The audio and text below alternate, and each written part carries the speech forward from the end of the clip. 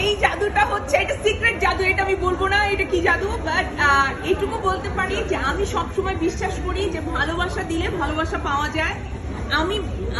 আমাকে আমার দর্শকরা আসলে একটা নিখাত ভালোবাসা দিয়ে আজকে বাঁধন বানিয়েছে।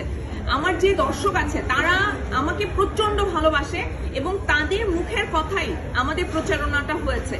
এবং আজকে পর্যন্ত সোশ্যাল মিডিয়া হোক, মানুষের মুখে মুখে হোক, যেভাবে আমাদের সিনেমার প্রচারণাটা হয়েছে, এটা একান্তই আমাকে ভালোবেসে, আমার সিনেমা, আমার কাজকে ভালোবেসে এবং আমাদের যারা অভিনয় শিল্পী আছেন তাদের প্রত্যেকের অভিনয়কে ভালোবেসে তারা আসলে এইভাবে ছড়িয়ে দিয়েছেন বলেই আজকে আমাদের শোটা হাউসফুল গেছে।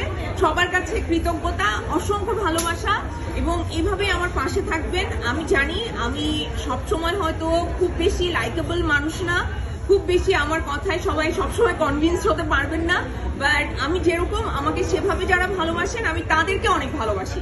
সিনেমাটা মুক্তির আগের ফিলিংসটা কেমন ছিল আর এখন ফিলিংসটা কেমন?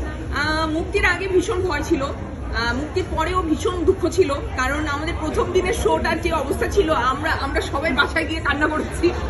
মানে আমার মতো একজন এত শক্ত মানুষ তাও সে বাসায় গিয়ে কান্না করেছে। আমার মেয়ে যদিও আমাকে বলেছে যে মা আজকে ঈদের দিন বিজি, সবাই দেখবা হলে মানুষ আসবে, তুমি এত স্ট্রেস নিও না, বাট আমার ভীষণ কান্না পেয়েছিল।